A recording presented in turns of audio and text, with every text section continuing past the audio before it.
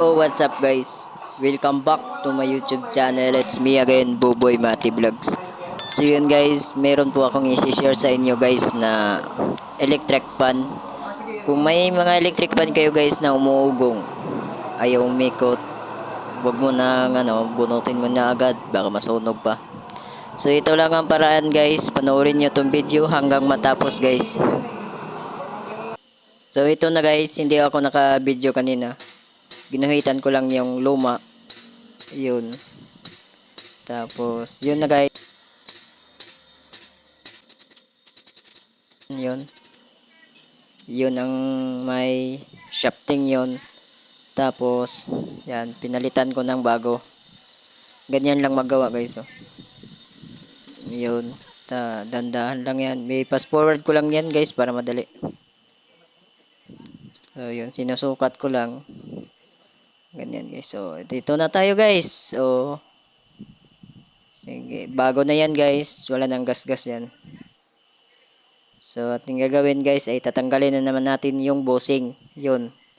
Yung dalawang bushing na hinawakan ko. Yun. Ipapalit ko dyan.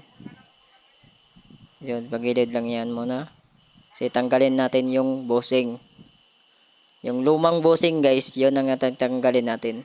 Tapos forward ko lang guys para madali.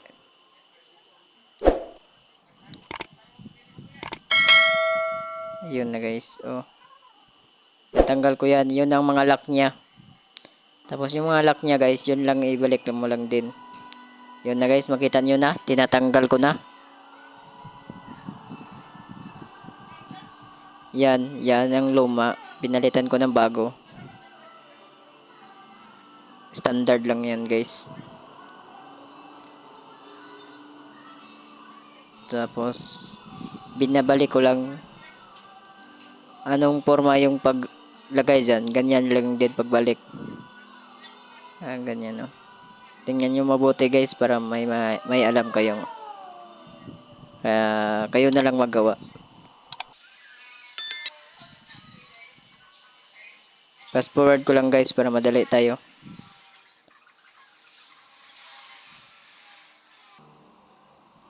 So yun na guys. Inayos ko lang yung bushing. So pag hindi na yan gumalaw yung bushing guys, yun maganda na yun. Okay na yun. May masikip na, hindi gumagalaw. Tapos dyan guys ay tinanggal ko na naman yung gear set po yan guys. Tinanggal ko kasi sira na yung gear set nya. Pinalitan ko yan guys. Yun, makita naman natin. Tinanggal ko sira na yung gear set. Ang tawag dyan guys ay gear set yan. Ayun ang bago. Yun, makita naman yung dalawa.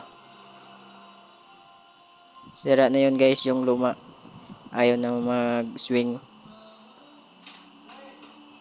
So, dandahan lang natin yan guys. Yung stator nya, dandahan lang natin. Kasi ang iniingatan natin dyan yung nire-rewind nya.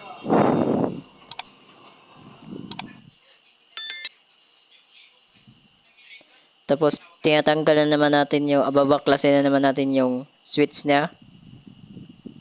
Puputulin natin yung wire. Wag yung naman. Para alam nyo saan yun kinakabit yung mga 1, 2, 3, 4. 1, 2, 3. Yun o. Para makita nyo yung wire na yan saan kinakabit. Pinutol ko lang guys para hindi magalaw yung motor niya. Yung nirewinding hindi magalaw. Hindi magasgasan yun. Yun lang ang importante. Kasi okay pa yung motor niya. Umuugong lang yan guys. Pag umuugong yung motor nyo, yung electric fan nyo, ay shafting na yan agad. Pinalitan mo yung shafting at saka bushing. Automatic na yan guys. Pag okay pa yung rewind niya. Ayun o. Natanggal ko naman yung isang bushing guys. Makita nyo naman. Fast forward ko lang. So, dandahan lang nyo lang yan. So, yun. Tanggal na guys. Ayan ang luma. Yan ang luma guys. So, papalitan natin ng bago yan. Tinabi ko. Palitan ng bago. So, ganyan lang din guys. Ang mga pisan dyan guys, nasa Shopee. Lahat yan, nasa Shopee lahat. Kung gusto kayo lang mag-assemble, ganyan lang, panoorin nyo lang itong video ko. Para may matuto kayong mga electric pang sira na. So, yun. Kita nyo yan guys na nilinisan ko yan guys kasi ang daming alikabok pumasok eh. Ayan. So, nilinisan ko yan guys kasi ang daming mga alikabok yan guys. So, kunin na natin yung shafting. Shafting, yan. Ikakabit na natin. Lagyan natin ng plastic bushing yan guys. Kinabit ko spacer. Yun. Lagyan ng langis para smooth yung pag-ikot niya. So, okay na. Lagyan ko ulit ng spacer. Ayan. Di ba makita na naman natin yan. Oh. Makita nyo naman guys. So, yan guys, ang gear set. Binalik ko lang din. Anong plaster yung unang kabit dyan sa sa gear set. Ganyan lang din pag yung bago din. Parehas lang. Yun. Nilagyan ko ng plastic bushing guys. Yan, tingnan nyo. Plastic bushing yan. Spacer natin yan sa ating yan no. Makita naman.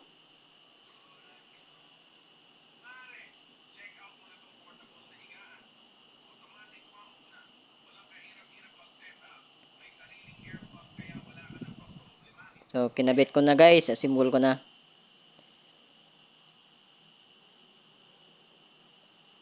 Assemble ko na yun no. Pagkatapos yan guys ay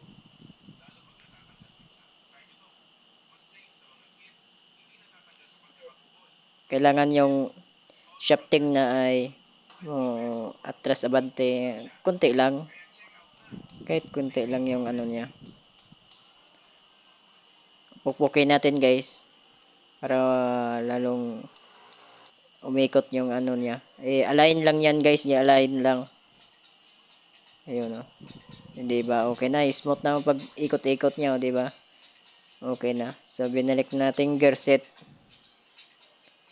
yan guys, binalik ko na. Ayun. Ganyan lang magawa ng yung mga electric pang umuugong. Umuugong automatic na yan guys. Shafting bushing niya yan agad. Huwag mo nang hintayin yan.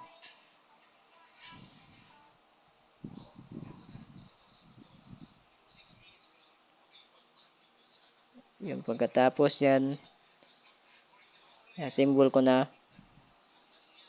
Yan guys, kita naman yun sa labas. 'Di ba may lagayan ng kapasitor? Titesterin mo na yan. Kung 1.5 UF yan, pag abot na yan ng 0.93, ganyan. 1.1. Palitan mo na yan guys.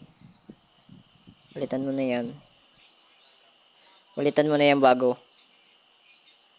Anong nakalagay dyan? 1.5. 1.5 lang din pagpalit niyan. Lagyan ko ng electrical tape para safe tayo.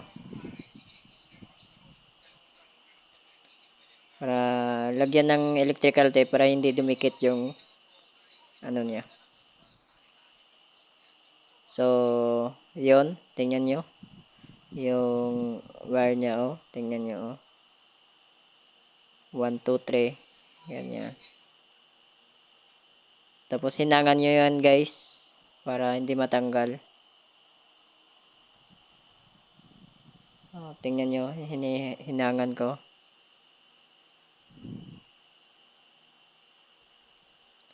Huwag mo na yung isagad pagputol nyo guys para alam nyo yan na saan yan kinabit. Alam nyo yung kulay niya yan. Yun.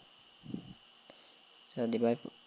Fast forward ko lang yan guys para madali lang tayo.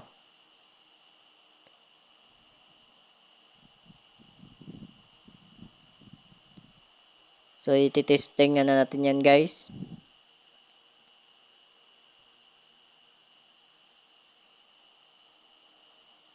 Ayun, ikot na. Yun ang solve na guys, yun.